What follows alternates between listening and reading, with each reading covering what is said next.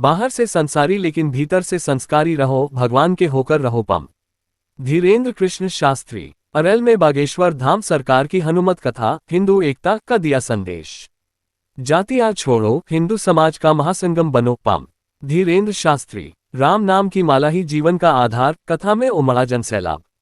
प्रयागराज। प्रयाग उत्थान समिति के अध्यक्ष डॉक्टर उदय प्रताप सिंह के द्वारा श्री बागेश्वर धाम सरकार की राष्ट्र हनुमंत कथा के अंतर्गत मंगलवार को प्रयागराज के अरैल क्षेत्र में आयोजित हनुमंत कथा में पम धीरेन्द्र कृष्ण शास्त्री जी महाराज ने व्यासपीठ पूजन के बाद श्रद्धालुओं को संबोधित करते हुए सनातन एकता और राम नाम के महत्व पर जोर दिया। कथा स्थल पर बड़ी संख्या में श्रद्धालुओं की भीड़ उमड़ी रही और भक्ति गीतों पर भक्त झूमते नजर आए। कथा व्यास पम धीरेन्द्र शास्त्री जी महाराज ने अपने उद्बोधन में कहा कि यह हिंदुओं का महासंगम है। उन्होंने कहा कि हिंदू समाज को जाति पाति से ऊपर उठकर एकजुट होना चाहिए। उन्होंने स्पष्ट शब्दों में कहा कि जो लोग चंदन वंदन और हिंदू आस्था से परेशान हैं, उन्हें अपना रास्ता बदल लेना चाहिए, अन्यथा भारत का कानून उन्हें सुधार देगा।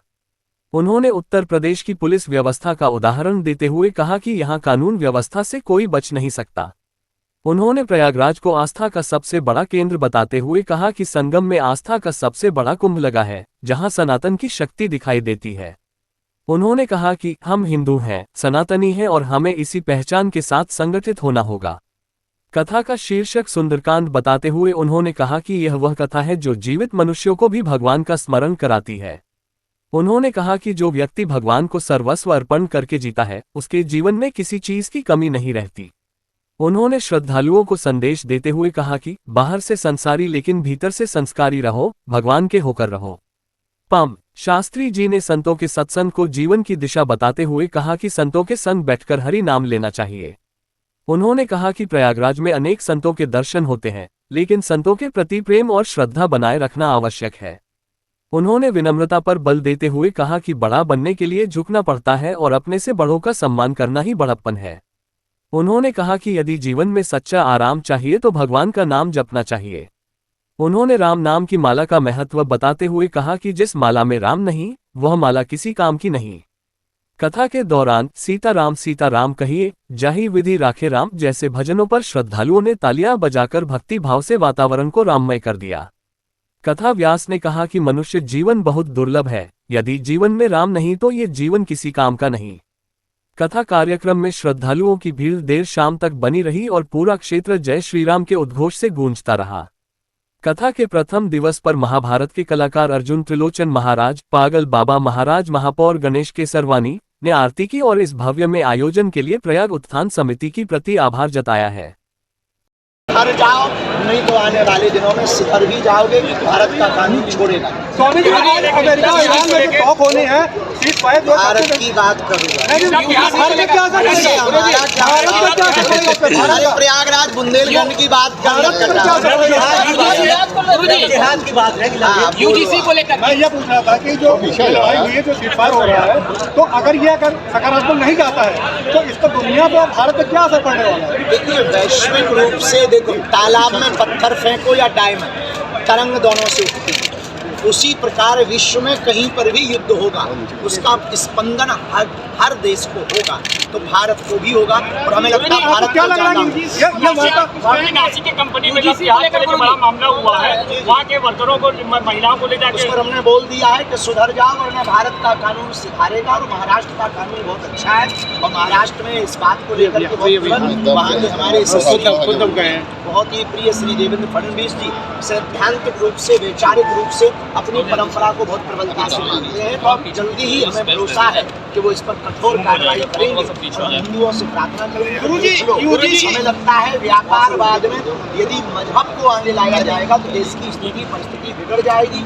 वरना हम हिंदुओं से भी अपील करेंगे कि अपनी अपनी कंपनियों में सिर्फ हिंदुओं को ही काम करें। यूजीसी को लेकर क्या कहेंगे? यूजीसी को लेकर आप बताएं क्या कहते हैं? यूजीसी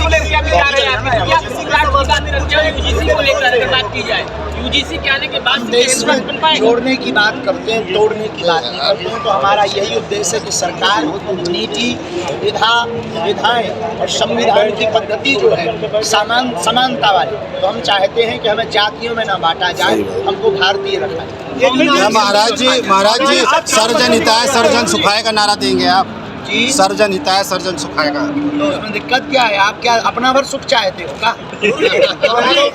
कथा सर्वजन हिताय सर्वजन सुखाय ही है, कन्या विवाह सर्वजन हिताय सर्वजन सुखाय है, कैंसर हॉस्पिटल की सेवा भी वही है, धार्मिक तीर्थस्थलों से सबके लिए, हित के लिए और सबके सुख के लिए ही कार्य किया। मोदी जी ने कहा है काबा नहीं बनने देंगे, काबा नहीं बनने देंगे। भारत में काबा की क्या आवश्यकता है? हमें आप एक बात भी तो बताओ, भारत में काबा की जरूरत नहीं है, काबा जहाँ है वही ठीक है। भारत में काबा की आवश्यकता नहीं है। भारत में तो हमें लगता है विश्वनाथ बाबा की आवश्यकता है। महाराज जी धर्म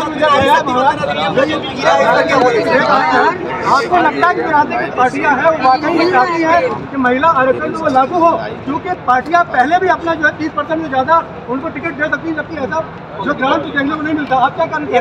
देखिए, ये तो राजनीतिक विषय है और राजनीति के विषय पर हम बोलते नहीं, पर मातृ धर्म पर हमारा इतना कहना है, जिस देश की जयकारा मातृ नाम से लिया जाए, भारत माता की जय, जहाँ गाय भी माता हो, गंगा भी माता हो, गायत्री भी माता हो, वेद भी माता हो, उस देश में माताओं की पूजा होनी ही चाहिए। और जितने अधिकार माताओं को मिल सके वो माताओं के हित के लिए है। और यत्र नार्यस्तु पूज्यन्ते रमन्ते तत्र देवता, हमारे शास्त्रों का ये सिद्धांत है। हमें लगता है माताओं की यदि सेवा होगी, पूजा होगी, उनके लिए कोई भी लॉ कानून आरक्षण बनता है, तो हमें लगता है इस देश के प्रत्येक पुरुष को, प्रत्येक पार्टी को, प्रत्येक व्यक्ति को जो अपनी माताओं के पुत्र हैं उनको सपोर्ट करना चाहिए, क्योंकि ये मातृ हित की।